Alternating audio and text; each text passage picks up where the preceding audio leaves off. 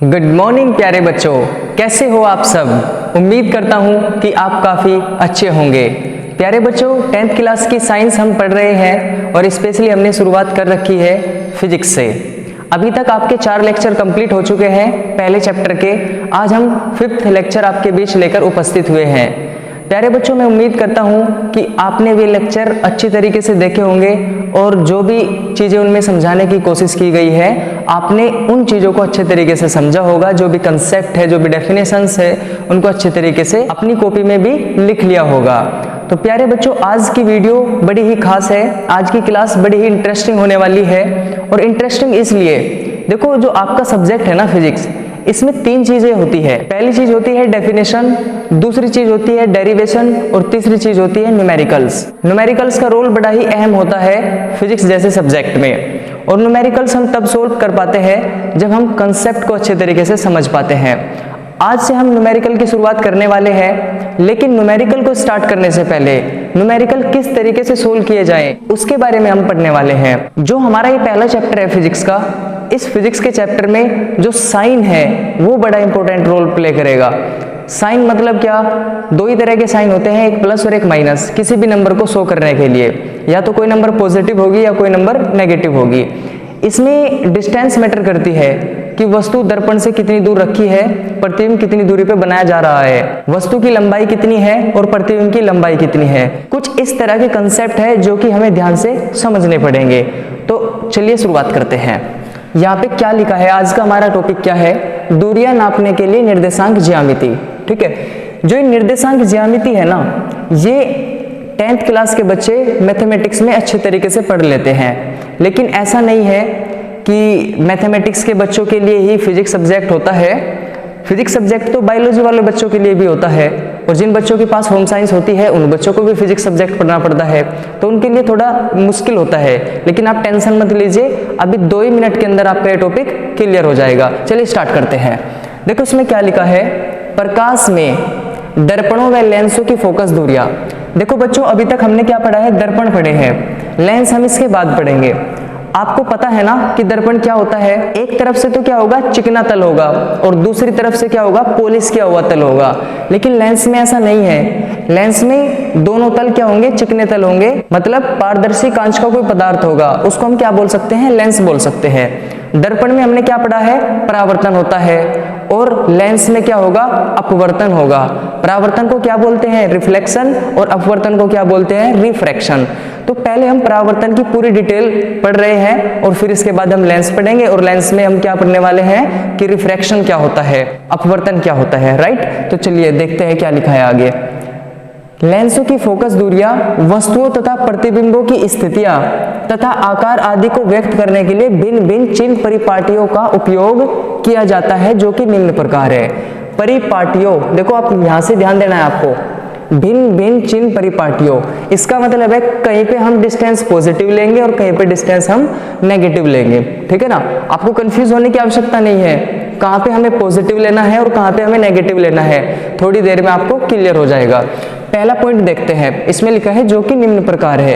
ये आपके पास 5 पॉइंट है, एक एक पॉइंट पे आपको ध्यान देना है, एक एक बात आपको ध्यान से समझनी है, क्लियर हो जाएगा। फिर आप ये शिकायत नहीं करोगे कि सर न्यूमेरिकल समझ में नहीं आते। मेरे कहने से ये 5 बात अच्छे से समझ लेना, फिर बता देना न्यूमेरिकल में कहाँ प्रॉब्लम है। देखिए यहाँ पे पहला पॉइंट क्या लिखा है, दर्पण पर प्रकाश किरणें सदैव बाईं ओर से डाली जाती है। ठीक है ना, लेफ्ट साइड से। आपने देखा होगा, हमने 8 डायग्राम पढ़े हैं अभी तक। 6 डायग्राम हमने पढ़े थे अवतल दर्पण में, और 2 डायग्राम पढ़े हैं हमने उत्तल दर्पण में, कि प्रतिबिंब किस तरीके से बनाया जाता है। प्रतिबिंब किसी भी तरीके से बनाया जाता हो, 3 रूल आपको बताए थे, उसमें से कोई भी 2 रूल हम अप्लाई कर सकते हैं, क्योंकि 2 किरणें जहां मिलेंगी या मिलती हुई प्रतीत होंगी वहां पे क्या बनेगा? प्रतिबिंब बनेगा। लेकिन इंपॉर्टेंट बात क्या थी वहां पे? उन 8 कंडीशन में हमने जो वस्तु रखी थी ना, वो लेफ्ट साइड में रखी थी। दर्पण चाहे अवतल था वहां पे, चाहे दर्पण उत्तल था। तो आपको इस चीज का ध्यान रखना है, बड़ी इंपॉर्टेंट बात है। दर्पण पर प्रकाश किरणें सदैव बाईं ओर से डाली जाती है, अर्थात वस्तु को हम बिंब भी बोल सकते हैं, सदैव दर्पण के बाईं ओर रखी जाती है। देखो डायग्राम समझो आप। सपोज ये हमारे पास क्या है? अवतल दर्पण है। उभरा हुआ तल क्या होगा? पॉलिश किया हुआ तल, और दबे हुए तल पे क्या होगा? परावर्तन। ये क्या है? इसकी मुख्य अक्ष है और ये मध्य बिंदु है दर्पण का, तो इसको हम ध्रुव P मान सकते हैं। ये क्या था इसका फोकस, इससे जितनी डिस्टेंस पे फोकस है, फोकस से उतनी ही डिस्टेंस पे क्या होता है वक्रता केंद्र C। तो हम वस्तु को देखो अनंत पे रख रहे थे, फिर अनंत और वक्रता केंद्र के बीच में, फिर वक्रता केंद्र पर, फिर वक्रता केंद्र और फोकस के बीच में, फिर फोकस पर और फिर फोकस और ध्रुव के बीच में। तो कंडीशन क्या थी, हमने लेफ्ट साइड में रखा है। देखो ये हमारा क्या है दर्पण है M1 और M2, मिरर हमारे पास है, ये क्या होगी लेफ्ट साइड और ये वाली क्या होगी हमारी राइट साइड। हम लेफ्ट साइड में कोई भी वस्तु रखेंगे, इस तरीके से हम लेफ्ट साइड से किरणें आपतित करते हैं दर्पण के ऊपर। तो आपको ध्यान रखना है, ऐसे मत कर देना कि इधर से किरण आ रही है ऐसे करके, ठीक है ना, ये एकदम गलत तरीका होगा। तो सबसे पहला पॉइंट समझ में आ गया होगा। दूसरे की बात करते हैं। समस्त दूरियां दर्पण के ध्रुव से, समस्त दूरियां दर्पण के ध्रुव से मुख्य अक्ष के अनुगत, अनुगत का मतलब होता है अनुसार, ठीक है ना, उसके अकॉर्डिंग या लंबवत नापी जाती है। अब देख ध्यान देना इस बात पे, ध्रुव तो ये है हमारा P, समस्त दूरियां दर्पण के ध्रुव से, दूरी कोई भी हो हम कहां से मेजर करेंगे, इस ध्रुव P से मेजर करेंगे। मुख्य अक्ष के अनुगत या तो इसके अनुसार, इस साइड में या इस साइड में, ठीक है ना, या लंबवत नापी जाती है। लंबवत तो ऐसे होगा ना, ऐसे ऐसे, ठीक है ना, या तो हम लंबवत नाप के चलेंगे या हम इसके अनुदिश माप के चलेंगे, ठीक है ना। ये तो मुख्य अक्ष है, इस मुख्य अक्ष के अनुदिश ये F, ये जो F है ना, ये F P से कितनी दूर है, ये C P से कितनी दूर है, ये वाला पॉइंट P से कितनी दूर है, हम हर एक डिस्टेंस P से ही मेजर करेंगे, चाहे वो मुख्य अक्ष पर हो या वो लंबवत हो। बात समझ में आ रही है? मतलब जो P है ना वो मेन पॉइंट रहेगा डिस्टेंस मेजर करने के लिए। आ गई होगी ना बात समझ में? आगे पढ़ते हैं। थर्ड पॉइंट में लिखा है दर्पण का ध्रुव मूल बिंदु लिया जाता है। मोस्ट इंपॉर्टेंट बात है, दर्पण का ध्रुव मूल बिंदु लिया जाता है। आपने वो पढ़ा है ना निर्देशांक ज्यामिति में कि ये हमारे पास क्या है, एक्स एक्सिस, ये एक्स एक्सिस की नेगेटिव डायरेक्शन है, ये वाई एक्सिस और ये वाई एक्सिस की नेगेटिव डायरेक्शन है, इसको हम वाई डैश से शो कर सकते हैं। ये क्या था हमारा, जहां एक्स एक्सिस और वाई एक्सिस एक दूसरे को इंटरसेक्ट करते हो, जहां एक्स एक्सिस और वाई एक्सिस एक दूसरे को प्रतिच्छेद करते हो, उसको बोलते हैं ओरिजिन। ओरिजिन का मतलब होता है मूल बिंदु, और मूल बिंदु के निर्देशांक होते हैं 0 0। ये यहाँ पे क्या है, निर्देशांक। तो निर्देशांक का मतलब है निर्देशित करने वाला। मतलब क्या, ये पहले वाली वैल्यू x की वैल्यू को शो करेगी और दूसरे वाली वैल्यू y की वैल्यू को शो करेगी। मतलब इस पॉइंट पे x की वैल्यू भी 0 है और y की वैल्यू भी 0 है। अगर हम इधर को चलेंगे x की वैल्यू बढ़ती चलेगी, पॉजिटिव x की वैल्यू, इधर को चलेंगे नेगेटिव x, ऊपर को चलेंगे पॉजिटिव y, नीचे को चलेंगे नेगेटिव y। इस चीज का आपको ध्यान रखना है। चलिए आगे बढ़ते हैं। दर्पण का ध्रुव मूल बिंदु लिया जाता है, ठीक है, ये मूल बिंदु की तरह काम करेगा। और देखो ये x अक्ष होगा, ये x अक्ष की नेगेटिव डायरेक्शन होगी, ये y अक्ष होगा और ये y की नेगेटिव डायरेक्शन y डैश होगी। तो ये जो P है ना यहाँ पे, ये ऐसे काम करेगा जैसे कि क्या हो, मूल बिंदु हो। आगे बढ़ो। तथा मुख्य अक्ष x अक्ष ली जाती है। क्लियर है ना बात? जो मुख्य अक्ष है उसको हमने क्या मान ली, x अक्ष।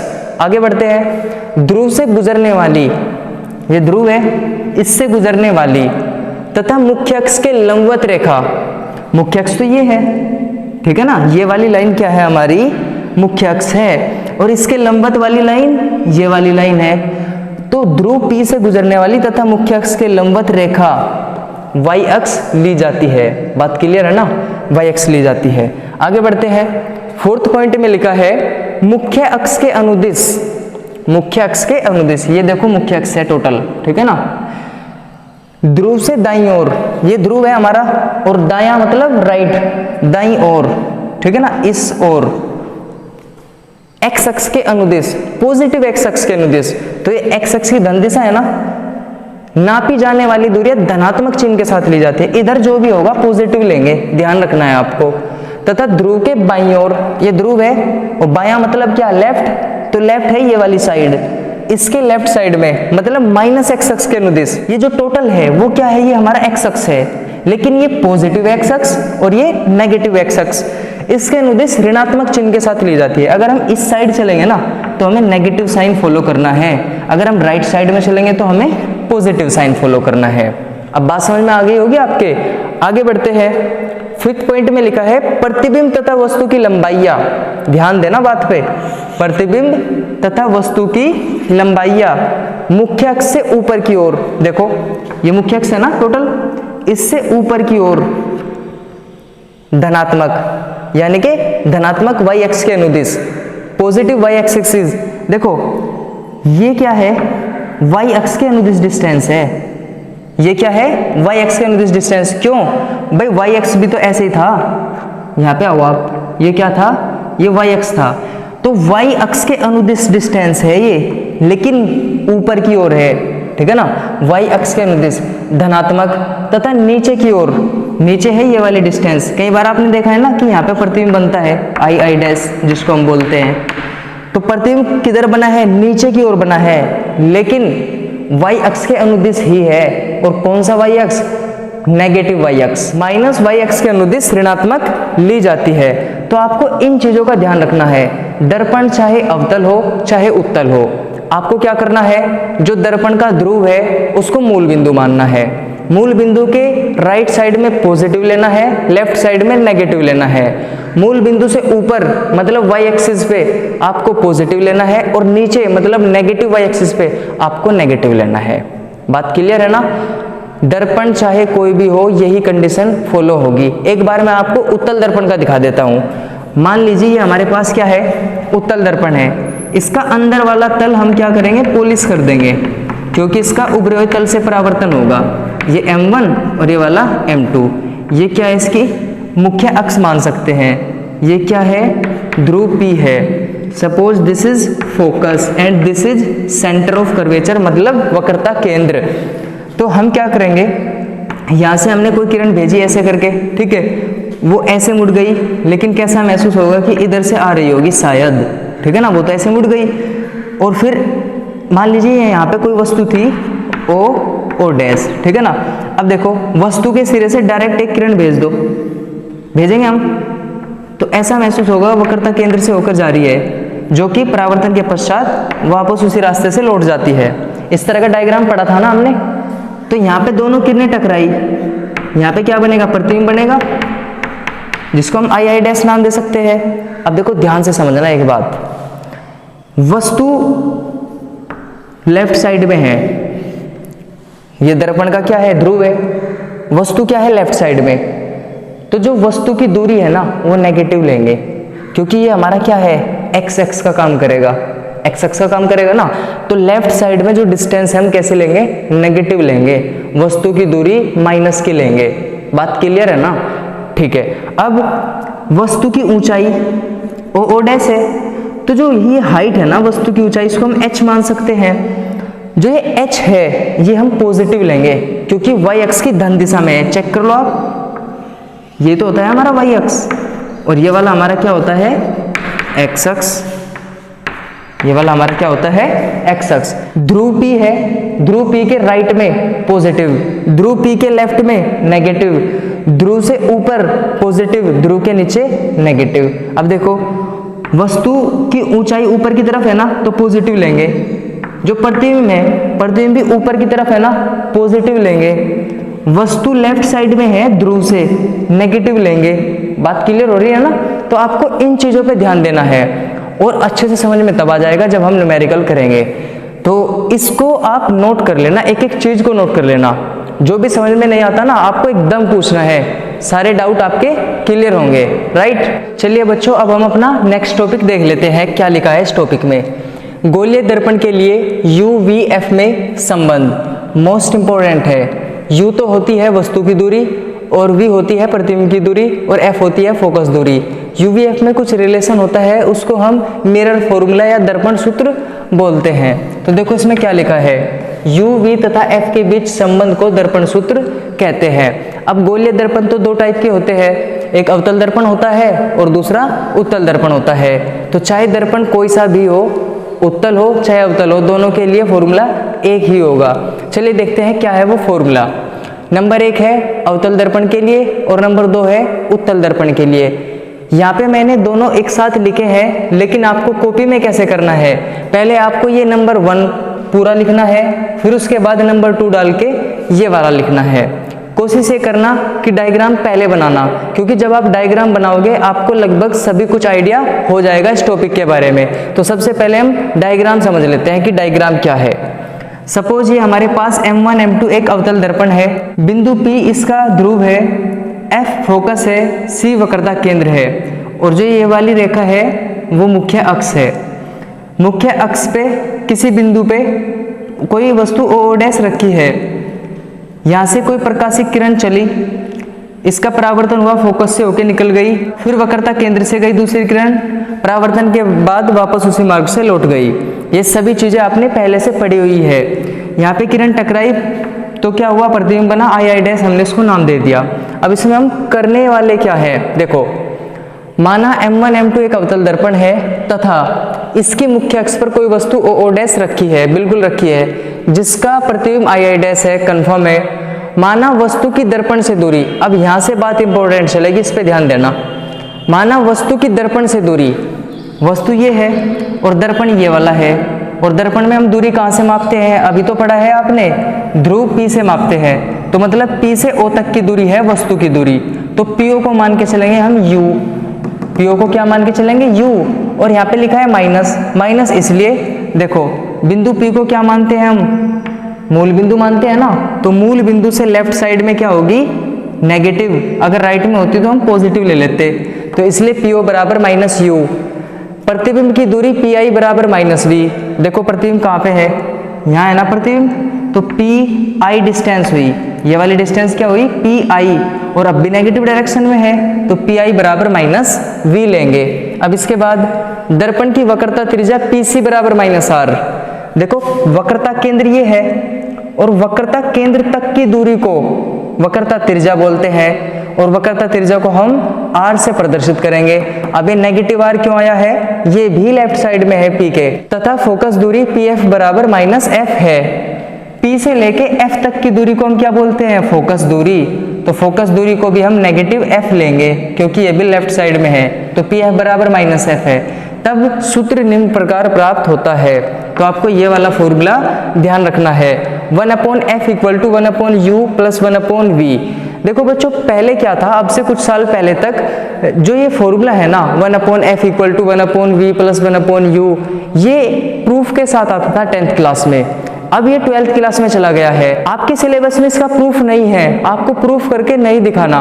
वैसे अगर आप चाहते हैं कि इसका प्रूफ आपको दिखाया जाए तो उसका थोड़ा लंबा प्रोसीजर है, वो भी आपको किसी और लेक्चर में समझा दिया जाएगा, राइट। अभी सिर्फ ध्यान रख लेना कि दर्पण का जो फॉर्मूला होता है, जो दर्पण का सूत्र होता है वो 1/F = 1/U + 1/V होता है। F क्या है, फोकस दूरी, U क्या है, दर्पण से वस्तु की दूरी, और V क्या है, दर्पण से प्रतिबिंब की दूरी। तीनों दूरी हमने यहाँ पे नेगेटिव ली है, और नेगेटिव इसलिए क्योंकि ये दर्पण के ध्रुव से लेफ्ट साइड में है। ये तो कंसेप्ट था हमारा अवतल दर्पण का। चलिए अब समझ लेते हैं कि उत्तल दर्पण में क्या कंसेप्ट है। देखो नंबर 2 उत्तल दर्पण के लिए सेम वही कंडीशन है, कुछ छोटी छोटी चीजें हमें चेंज करनी है। माना M1 M2 एक उत्तल दर्पण है, बिल्कुल है, ठीक है ना। इसमें चलो आप, इसकी मुख्य अक्ष पर कोई वस्तु OO' रखी है, ये इसकी मुख्य अक्ष है, इस मुख्य अक्ष पर कोई वस्तु OO' रखी है जिसका प्रतिबिंब II' है। देखो क्लियर है ना, यहाँ पे प्रतिबिंब क्या है इसका, II'। माना वस्तु की दर्पण से दूरी PO बराबर -U, दर्पण की वस्तु से दूरी, दर्पण यहाँ से मेजर करेंगे और वस्तु रखी है यहाँ पे, तो ये दर्पण का ध्रुव है और ये लेफ्ट साइड है, तो लेफ्ट साइड को हम नेगेटिव मेजर करेंगे, तो PO बराबर क्या होगी -U। प्रतिबिंब की दूरी PI बराबर +V, PI, P और I, देखो जो ये ध्रुव है ना इसके राइट साइड में चल रहे हैं। अब हम अगर राइट में चल रहे हैं तो हमने क्या ले ली, पॉजिटिव V। दर्पण की वक्रता त्रिज्या PC बराबर +R, ध्रुव से वक्रता केंद्र तक की दूरी वक्रता त्रिज्या होती है, लेकिन पॉजिटिव R क्यों लिया, यहाँ से यहाँ तक कि आप चेक करो, पॉजिटिव डायरेक्शन में चल रहे हैं ना। अगर पॉजिटिव डायरेक्शन में चल रहे हैं तो हम पॉजिटिव लेंगे तथा फोकस दूरी पी एफ बराबर प्लस एफ है। ध्रुव P से लेके फोकस तक की दूरी क्या होती है? फोकस दूरी। अब फोकस दूरी पॉजिटिव भी होती है और नेगेटिव भी होती है। आपको ध्यान क्या रखना है, अगर एक्स एक्सिस की पॉजिटिव डायरेक्शन में है तो आप पॉजिटिव ले लो, अगर नेगेटिव डायरेक्शन में है तो आप क्या ले सकते हो? नेगेटिव ले सकते हो।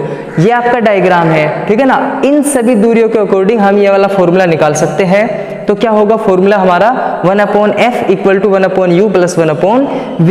इस वाले फॉर्मूले पे न्यूमेरिकल्स आपके एग्जाम में जरूर आते हैं, ठीक है ना। तो आप इसको अच्छे से तैयार कर लेना। बाकी न्यूमेरिकल्स में तो हम समझेंगे कि ये फॉर्मूला कहाँ कहाँ और कैसे यूज होता है, ठीक है ना। आ रही है ना बात समझ में। इसी तरीके से आपको अपनी फेयर कॉपी पे लिखना है, एक दो बार प्रैक्टिस कर लेना, अच्छे से समझने की कोशिश करना डायग्राम को। सिर्फ डायग्राम जब समझ लोगे तो थ्योरी सेकंडों का खेल होगा आपके लिए। क्लियर है ना बात।